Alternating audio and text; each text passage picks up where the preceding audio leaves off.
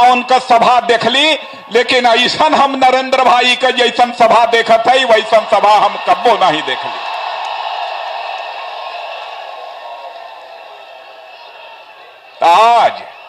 आज हमारे जन्मभूमि पर अरे चुप रहा, बैठ, शांत हो जाओ तब न बोलो, शांत हो जाओ।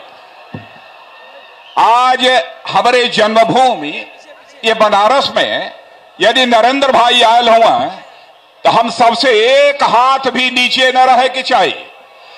एक बार हम भी अपनी तरफ से इस वाराणसी की पवित्र भूमि पर नरेंद्र भाई का हार्दिक स्वागत करत है, हार्दिक अभिनंदन करत है।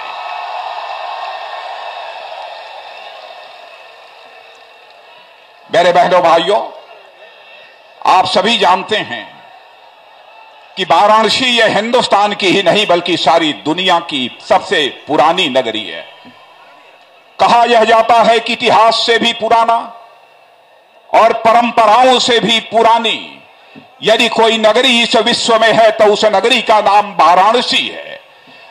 और वाराणसी में आज यह अद्भुत दृश्य देखने के बाद सचमुच मेरा विश्वास है, वही पक्का हो गया है कि आगामी लोकसभा चुनाव में 272 सीटों पर विजय प्राप्त कर श्री नरेंद्र मोदी को भारत का प्रधानमंत्री बनाने से कोई रोक नहीं सकता है। वाराणसी के बारे में यह भी नजीर वाराणसी ने कहा है, खाक भी जिस जमी का पारस है, शहर मशहूरो बनारस है। यह बनारस के बारे में नजीर बनारसी ने कहा है। शिक्षा, मेधा और विद्वत्ता के मामले में सारी दुनिया की मानी जानी यह प्राचीनतम नगरी, यह हमारी और आपकी नगरी, यह वाराणसी है। बहनों भाइयों, भगवान बुद्ध को भी ज्ञान यदि प्राप्त हुआ तो इसी वाराणसी के पास के स्थान सारनाथ में ही भगवान बुद्ध को बोध हुआ था, भगवान बुद्ध को भी ज्ञान प्राप्त हुआ था। आप सभी जानते हैं यही बनारस तुलसी जी की धरती है, यही बनारस कबीर की धरती है, यही बनारस रैदास की धरती है और यही बनारस गंगोत्री है, पंडित रविशंकर जी की। यह बनारस की महत्ता है और बनारस की सबसे बड़ी विशेषता रही है कि यहां पर बहनों भाइयों, चाहे हिंदू रहा हो, मुसलमान रहा हो अथवा किसी भी जाति पंथ और मजहब का व्यक्ति क्यों न रहा हो, सबके अंदर भाईचारे का रिश्ता रहा है। आज के अवसर पर मैं उस बिस्मिल्लाह खां को भी नहीं भूल सकता कि 15 अगस्त 1947 को जब आजादी प्राप्त हुई थी तो बहनों भाइयों, लाल किले से यदि पहली बार शहनाई बजाकर सारे हिंदुस्तान को एक पंथ निरपेक्षता का संदेश देने का काम किया था तो इसी वाराणसी के बिस्मिल्लाह खां ने ही वह संदेश दिया था। यह हमारा बनारस गंगा के किनारे बसा हुआ है। हमारी गंगा को आज मैली बनाने की कोशिश की जा रही है नरेंद्र भाई। और गंगा का क्या महत्व है यह केवल बनारस वालों को बताने की कोई जरूरत नहीं है, हिंदुस्तान के लोग भी इस गंगा के महत्व को अच्छी तरह समझते हैं। हमारी गंगा प्रदूषित हो रही है, लेकिन जब से हिंदुस्तान के लोगों ने यह सुना है, इस क्षेत्र के रहने वाले लोगों ने सुना है कि नरेंद्र भाई भारत के प्रधानमंत्री होने वाले हैं, तब से इस क्षेत्र के लोगों का विश्वास भी पक्का हो गया है कि जैसे गुजरात के साबरमती की सफाई उन्होंने कराई है और वहां के जल को निर्मल और अविरल बनाया है, वैसे ही हमारी गंगा को भी हरिद्वार से लेकर हावड़ा तक स्वच्छ और निर्मल और अविरल धारा बनाने में निश्चित रूप से हमारे नरेंद्र भाई कामयाबी हासिल करेंगे, यह हमें पूरा विश्वास है। वाराणसी में उतरते ही नरेंद्र भाई और हमने जाकर बहनों भाइयों बाबा विश्वनाथ का भी दर्शन प्राप्त किया है, उनसे हमने आशीर्वाद लिया। बाबा विश्वनाथ से हमने यह भी कहा है, आजादी हासिल हुए 67 वर्षों का समय गुजर गया है, हिंदुस्तान को आज तक विश्व की महाशक्ति बन जाना चाहिए था, लेकिन कांग्रेस की लंबे समय की हुकूमत के बावजूद हमारा यह हिंदुस्तान आज तक विश्व की महाशक्ति नहीं बन पाया है। बल्कि हिंदुस्तान दुनिया के गरीब देशों में इसकी गणना की जाती है। यह बना हुआ है। बाबा विश्वनाथ से जहां पर जन सामान्य के कल्याण की हम लोगों ने कामना की है, वहीं पर यह भी कहा है कि हे बाबा विश्वनाथ, आप इंसाफ की तलाश में आपके दरबार में हम आए हैं। जब तक यह भारत कांग्रेस मुक्त भारत नहीं बनेगा, तब तक यह हमारा भारत विश्व की महाशक्ति नहीं बन सकता है। बहनों भाइयों, वाराणसी की हालत यदि मैं देखता हूं तो सचमुच दिल को पीड़ा होती है। यदि तिरुपति का विकास हो सकता है तो विश्व की प्राचीनतम नगरी इस वाराणसी का विकास क्यों नहीं हो सकता है? यह बात हमारी समझ के परे है। लंबे समय से उत्तर प्रदेश में भी समाजवादी पार्टी की सरकार और बहुजन समाज पार्टी की सरकार रही है। आज यहां पर 2 वर्षों से समाजवादी पार्टी की सरकार काम कर रही है। आपने देखा कैसे हालात इस उत्तर प्रदेश में पैदा हो गए हैं। बहनों भाइयों, कानून और व्यवस्था की स्थिति बद से बदतर हो गई है। यहां पर सांप्रदायिक दंगे और सांप्रदायिक तनाव की घटनाएं 150 से भी अधिक हो चुकी हैं।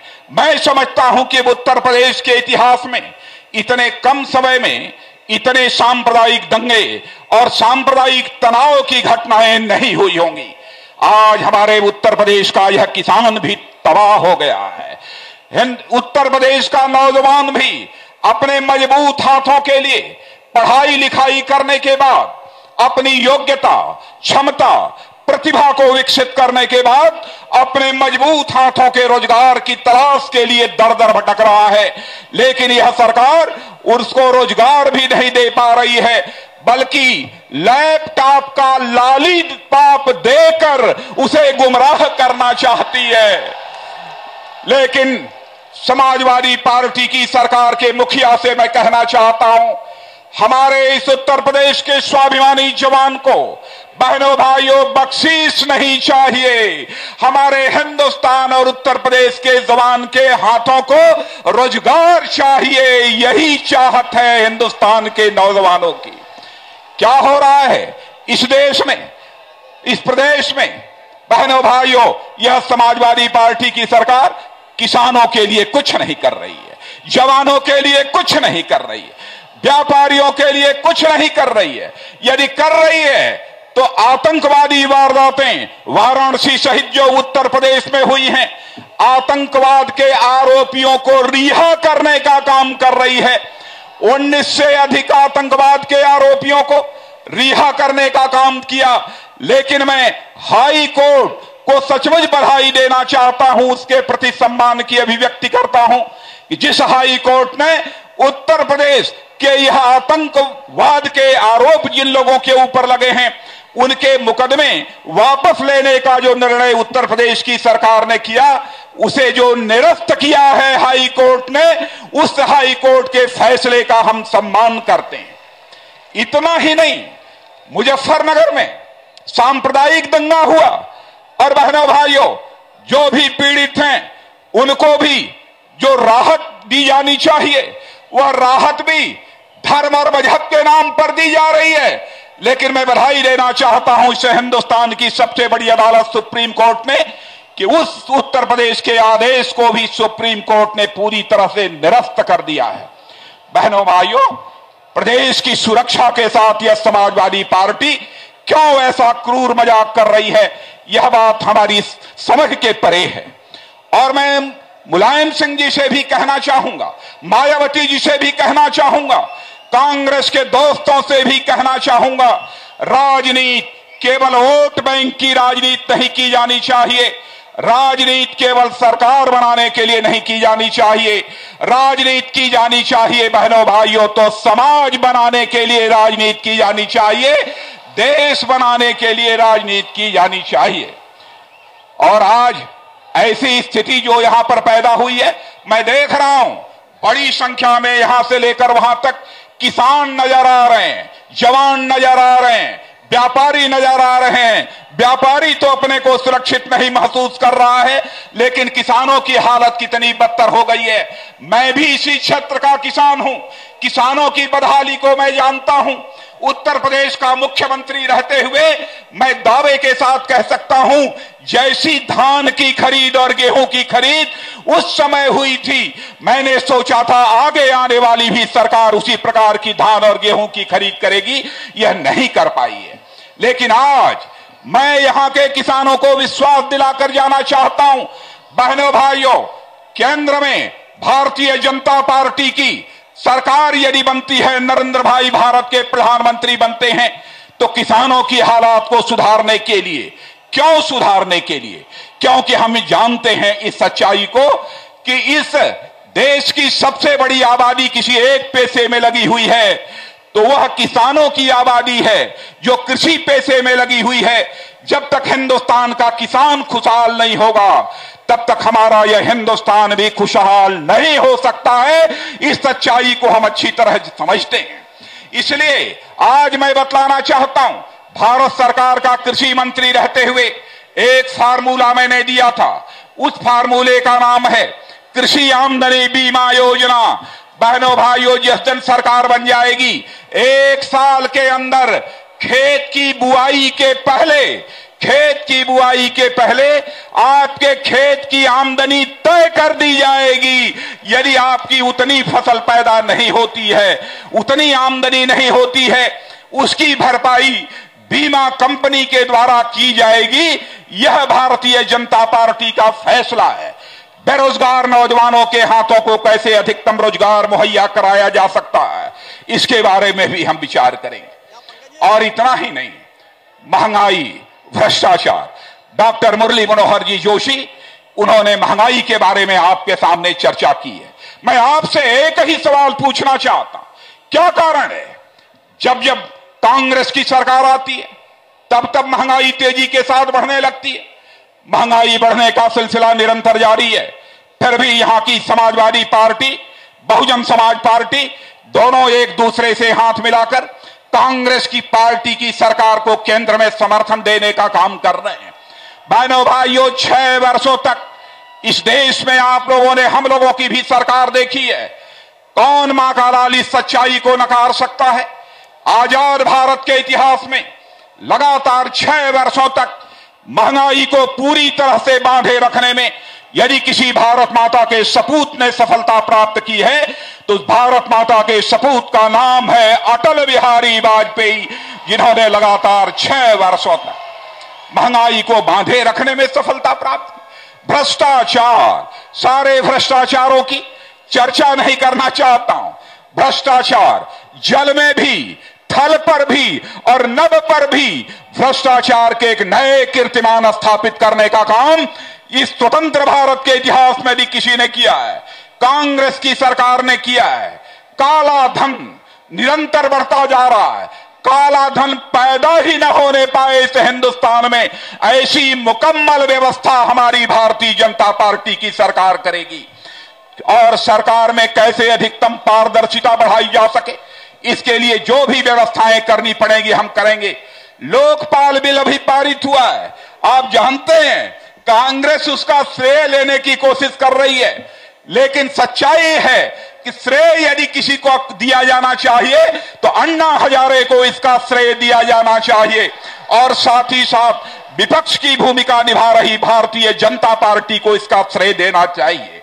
संसद के दोनों सदनों में, लोकसभा में सुषमा जी और राज्यसभा में अरुण जेटली जी ने जिस प्रभावी तरीके से अपने पक्ष को रखा है, उसी का परिणाम यह था बहनों भाइयों कि हमारा यह लोकपाल बिल, जो काफी हद तक इस हिंदुस्तान में भ्रष्टाचार को कम कर पाएगा, वह बिल पारित होने में हमें कामयाबी हासिल हुई है। लेकिन जब मैं देखता हूं कि उल्टे ही यह कांग्रेस पार्टी हम भारतीय जनता पार्टी के लोगों के लिए अपशब्दों का प्रयोग करती है। कभी कांग्रेस के राष्ट्रीय उपाध्यक्ष कहते हैं कि भारतीय जनता पार्टी चोर है, भारतीय जनता पार्टी चोर है। हिंदुस्तान के जिन राज्यों में भी हम सरकार चला रहे हैं, पहली बार नहीं, दूसरी बार नहीं, तीसरी बार भी सरकार बनाने में कामयाबी यदि हासिल की है तो भारतीय जनता पार्टी ने कामयाबी हासिल की है।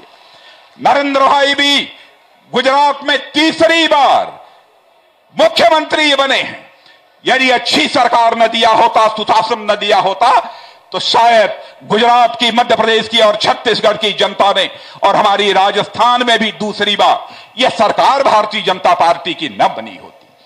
भारत ही नहीं, दुनिया के राजनीतिक विश्लेषक इस सच्चाई को स्वीकार करने लगे हैं कि हिंदुस्तान में जितनी भी राजनीतिक पार्टियों की सरकारें चल रही हैं, उनमें सबसे बेहतर सरकार चलाने वाली यदि कोई पार्टी है तो बहनों भाइयों वह भारतीय जनता पार्टी है। यह सारी दुनिया का राजनीतिक विश्लेषक इस सच्चाई को स्वीकार करने लगा है।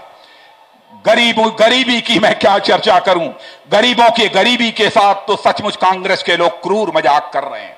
कहते हैं 12 रुपए में गरीब अपना पेट भर सकता है, 24 घंटे चैन से वह रह सकता है। कोई कहता है 5 रुपए में गरीब अपना पेट भर सकता है। यह गरीबों की गरीबी के साथ कांग्रेस क्रूर मजाक कर रही है। गरीबी भारत का अभिशाप है। और मैं कह सकता हूं हमारे प्रधानमंत्री पद के उम्मीदवार नरेंद्र भाई एक दृढ़ इच्छा शक्ति के धनी हैं, एक ऐसे नेता हैं जो संकल्प लेते हैं उसे पूरा करते हैं। यह खासियत उनके अंदर हम लोगों ने देखी है। इसीलिए भारतीय जनता पार्टी ने उन्हें प्रधानमंत्री के उम्मीदवार के रूप में पेश किया है। लेकिन ये कभी चोर कहते हैं, कभी मौत का सौदागर कहते हैं, कभी हम लोगों को जहरीला कहते हैं। बहनों भाइयों, कांग्रेस के लोगों से कहना चाहता हूं, चोर कहना चाहते हो तो कह लो, मौत का सौदागर कहना चाहते हो तो कह लो, जहरीली पार्टी भारतीय जनता पार्टी को कहना चाहते हो तो कह दो, हम सब कुछ बर्दाश्त कर लेंगे।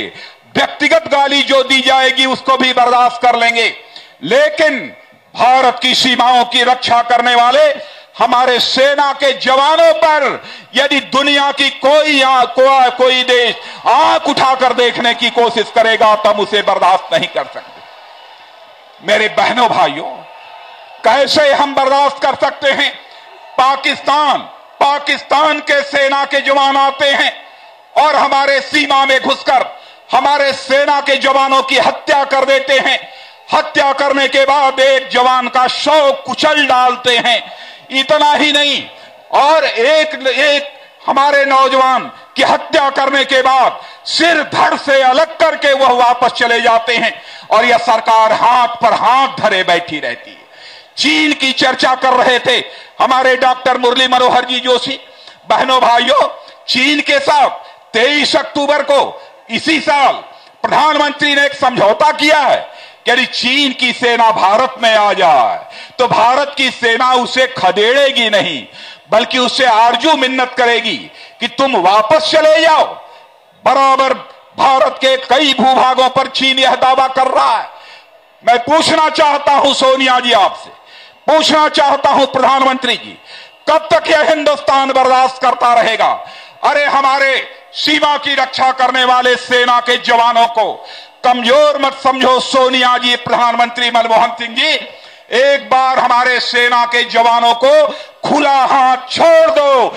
दुनिया के किसी देश की हिम्मत नहीं है कि भारत की तरफ वह आंख उठाकर देखने की जरूरत कर सके। बहनों भाइयों, 5 राज्यों के चुनाव परिणाम सामने आ चुके हैं। 4 राज्यों में, 5 राज्यों में से 4 राज्यों में भारतीय जनता पार्टी ने अपनी विजय पताका फहराने में कामयाबी हासिल की है।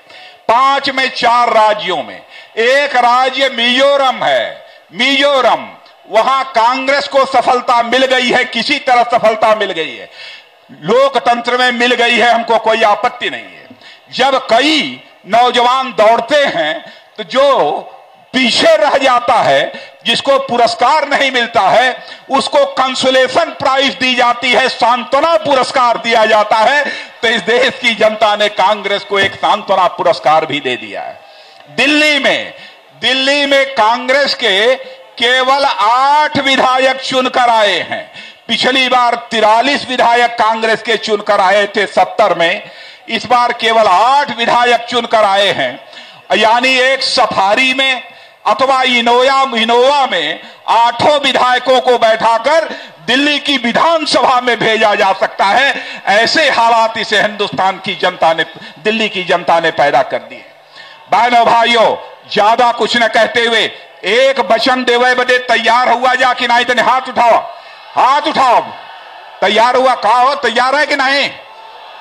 तैयार है? आज मैं एक ही अपील करके जाना चाहता हूं। 14 संसदीय निर्वाचन क्षेत्रों की जनता यहां पर मौजूद है।